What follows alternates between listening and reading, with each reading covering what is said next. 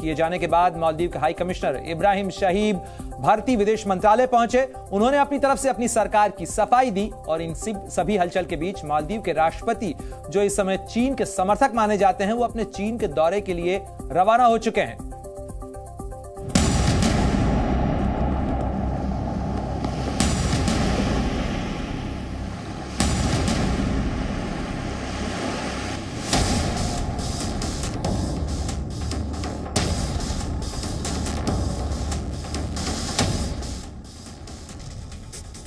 भारत का दुनिया में अब क्या कद है? भारतीय कैसे अपने सम्मान के लिए आवाज उठा सकते हैं और कैसे भारतीयों को नाराज करना किसी भी अर्थव्यवस्था पर भारी पड़ सकता है? इन सब सवालों का जवाब एक बार फिर दुनिया को मिल चुका है, और खास तौर पर मालदीव को। मालदीव वो देश जो भारत के एहसानों से दबा हुआ है, हर क्षेत्र में भारत पर आश्रित है, जिसकी अर्थव्यवस्था का बड़ा हिस्सा भारतीयों की बदौलत चलता है, उसे भारत का अपमान करना भारी पड़ गया। बॉयकॉट मालदीव ट्रेंड हुआ तो मालदीव की मौजूद सरकार बैकफुट पर आ गई और खुद को बड़ा नुकसान होता देख कड़ा एक्शन भी ले लिया। पीएम मोदी की लक्षद्वीप यात्रा पर जहर उगलने वाले मालदीव के तीनों मंत्रियों को सस्पेंड कर दिया गया। मालदीव सरकार ने इस मामले पर बयान भी जारी किया और कहा कि मंत्री द्वारा की गई टिप्पणी उनकी व्यक्तिगत टिप्पणी है और ये सरकार की भाषा नहीं है। इतना ही नहीं, भारत ने मालदीव के उच्चायुक्त को भी तलब किया। मालदीव के उच्चायुक्त इब्राहिम साहिब आज समन के बाद विदेश मंत्रालय में इस मामले पर सफाई देने पहुंचे। Firstly, it is absolutely critical that the government of Maldives distances itself from the comments by the minister. I know that the government has suspended the ministers, but I think it is important that the government of Maldives issue a formal apology to the Indian people. दरअसल ये पूरा मामला शुरू हुआ जब PM Modi Lakshadweep दौरे पर गए और उन्होंने वहां की खूबसूरत तस्वीरें शेयर की। ये तस्वीरें मालदीव के कुछ मंत्रियों को बर्दाश्त नहीं हुई और उन्होंने भारत और पीएम मोदी के खिलाफ आपत्तिजनक बयान दे डाले, जिसमें सूचना और कला उप मंत्री मरियम ने पीएम पर आपत्तिजनक टिप्पणी की। तो वहीं मालदीव के मंत्री अब्दुल्ला मोहजुम माजिद ने लिखा, हमारे बीच पर्यटन से कड़ी टक्कर मिलेगी।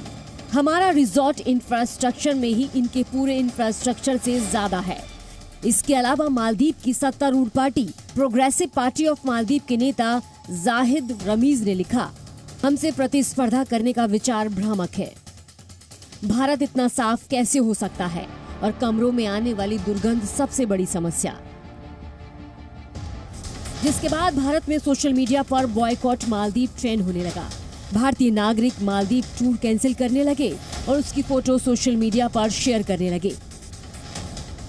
भारत के तमाम सितारों ने भारतीय द्वीपों के समर्थन में ट्वीट किए। इतना ही नहीं, इन बयानों से देश की बड़ी टूरिज्म कंपनी ने भी कड़ा कदम उठाया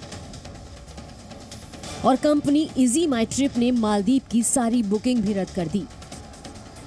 अलग अलग मंत्री नए नए बने हुए इस तरह की स्टेटमेंट्स देंगे तो सरकार की क्रेडिबिलिटी और इफेक्टिवनेस, अपने देश के अंदर छवि को नुकसान होगा कि भाई कैसी ये सरकार है। चीन की कठपुतली कही जाने वाली मौजूद सरकार को समझ आ गया था कि भारत के बॉयकॉट करने का मतलब क्या होता है और आने वाले दिनों में इसका कितना बड़ा खामियाजा उसे भुगतना पड़ सकता है।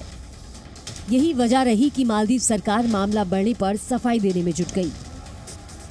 मुझे लगता है कि कुछ पश्चिमी देश चाहते हैं मालदीव्स की धरती चाइना को कंटेन करने के लिए, इसीलिए उनके राष्ट्रपति वहां जा रहे हैं चाइना को कहने कि भाई हम तुम्हारे अगेंस्ट नहीं है। ये कहना कि वो प्रो चाइना है वो सही नहीं है सर। ये उनको भी मालूम है कि एक बार चीनी अंदर घुस गए वापस नहीं जाएंगे। जितने वहां डेवलपमेंटल प्रोजेक्ट इंफ्रास्ट्रक्चर के होंगे वो बेल्ट एंड रोड इनिशिएटिव के तहत हुए हैं और मालदीव्स का एक्सटर्नल डेट बहुत बड़ा है, मेनली ओड टू चाइना। बहुत तकलीफ होगी इन लोगों को।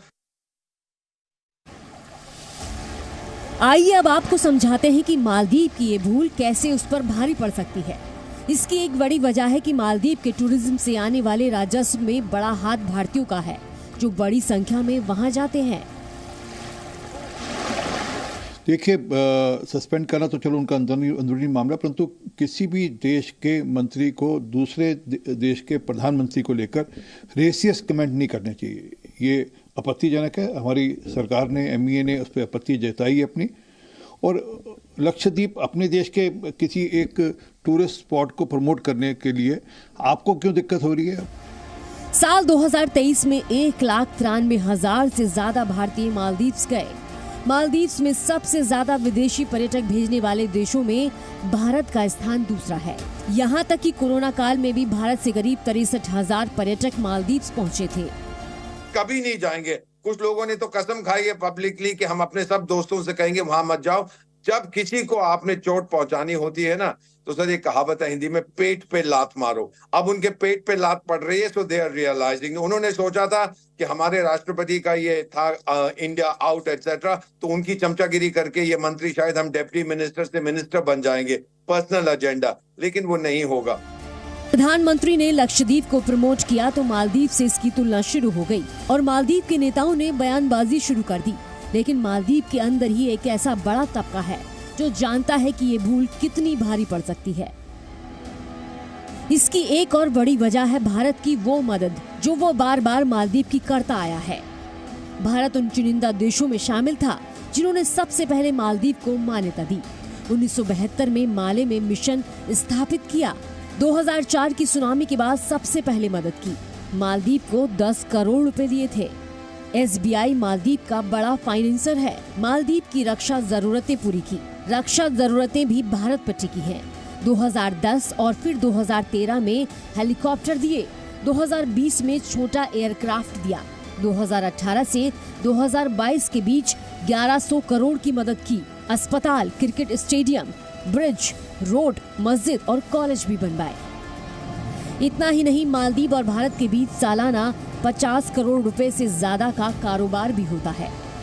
ऑपोजिशन जो है उसको मौका मिल जाएगा मोइजू सरकार को अटैक करने का कि देखिए ये हमारी जो सरकार है ये इमैच्योर है, ये इरैशनल है, ये अपने देश के हितों को ठीक से समझ नहीं रही है। भारत से इस तरह से व्यवहार करके हमारे देश की इकोनॉमी को नुकसान होगा। भारत के इस अपमान के बाद मालदीव अच्छी तरह समझ चुका है कि ये मामला उस पर कितना भारी पड़ सकता है और इससे कूटनीतिक, रणनीतिक और आर्थिक नुकसान हो सकता है और उसकी भरपाई करना भी मुश्किल हो सकता है। ब्यूरो रिपोर्ट, जी मीडिया।